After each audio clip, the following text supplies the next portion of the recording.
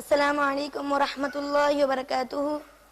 میرا نام اسما بنت محمد عارف ہے اور میں جامعۃ النسوان السلفیہ میں علم حاصل کر رہی ہوں اور میری جماعت الصف الخامس ہے۔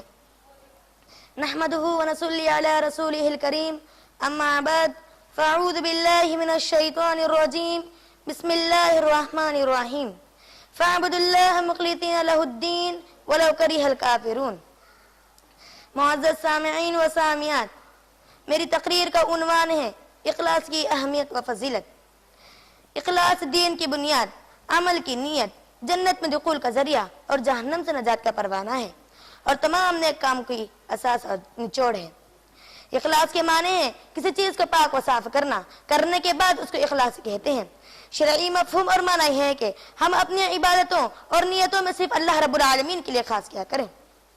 اخلاص کی حقیقت، اخلاص کے معنی، اخلاص دین کا حاصل، ایمان کی روح، جنت میں دخول کا ذریعہ اور جہنم سے نجات کا پروانہ ہے۔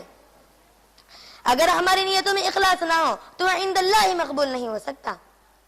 اسی لیے مذہب اسلام تمام مسلمانوں کا تقاضا کرتا ہے کہ وہ صرف اپنی نیتوں کو اللہ رب العالمین کے لیے خاص کیا کریں۔ اسی لیے مذہب اسلام تمام مسلمانوں کا تقاضا کرتا ہے کہ وہ صرف اپنی نیتوں کو اللہ رب العالمین کے لیے خاص کیا کرے۔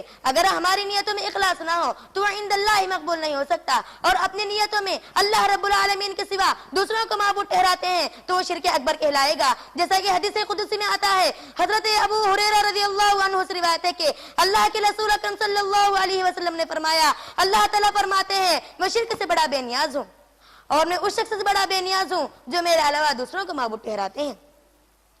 اسی طرح حدیث میں آتا ہے کہ انما الاعمال بالنیات، بے شک اعمال کا دار و مدار نیتوں پر ہے۔ قرآن مجید میں اخلاص کی تعلیم دیتے ہوئے اللہ تعالیٰ دوسری جگہ ارشاد فرماتا ہے، وما امروا الا ليعبدوا الله مخلصين له الدين حنفاء۔ ہم نے ان کو کسی چیز کا حکم نہیں دیا گیا، صرف اس بات کا حکم دیا گیا کہ وہ صرف اللہ رب العالمین کے لیے عبادت کیا کرے اور اسی کے لیے یکسو ہو جایا کریں۔ اسی طرح اللہ تعالیٰ دوسری جگہ اخلاص کی تعلیم دیتے ہوئے ارشاد فرماتا ہے، فَاعْبُدُوا اللَّهَ مُخْلِصِينَ لَهُ الدِّينَ حُنَفَاءَ وَلَوْ كَرِهَ الْكَافِرُونَ۔ فَاعْبُدُوا اللَّهَ مُخْلِصِينَ لَهُ الدِّينَ وَلَوْ كَرِهَ الْكَافِرُونَ۔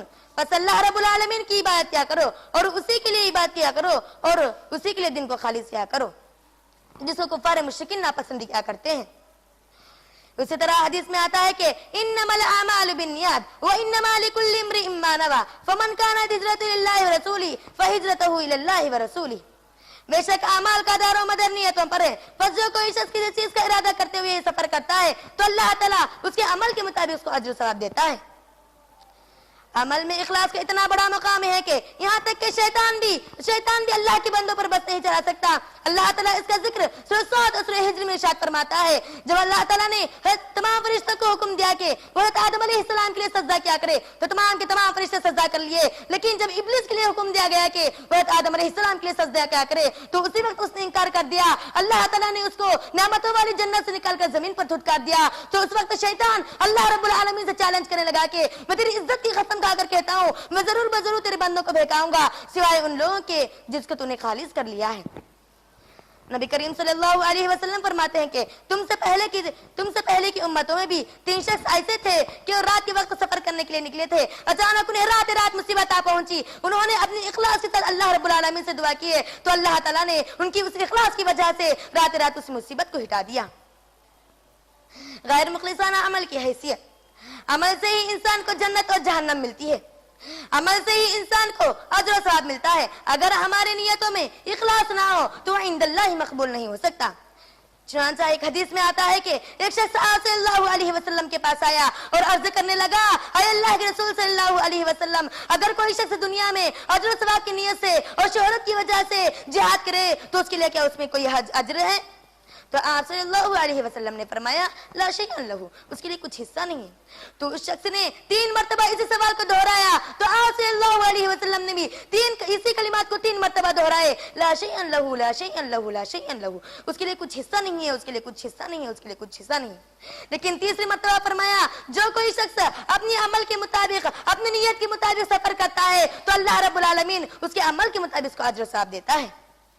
معزز سامعین و سامعات، اگر کوئی شخص دنیا کی منافعات کے لیے علم کو حاصل کرتا ہے اور اللہ کو اپنے دل میں اخلاص کے ساتھ اختیار نہیں کرتا تو اس کو اللہ تعالیٰ کل قیامت کے دن جنت کی خوشبو تک میسر نہیں کرے گا۔ آخر میں اللہ تعالیٰ سے دعا کرتی ہوں کہ اللہ تعالیٰ ہم تمام کو اپنی اخلاصوں کو اور اپنی نیتوں کو صرف اللہ رب العالمین کے لیے خاص کرنے والے بنائے، آمین ثم آمین، وما علینا الا البلاغ المبین۔ السلام علیکم ورحمۃ اللہ وبرکاتہ۔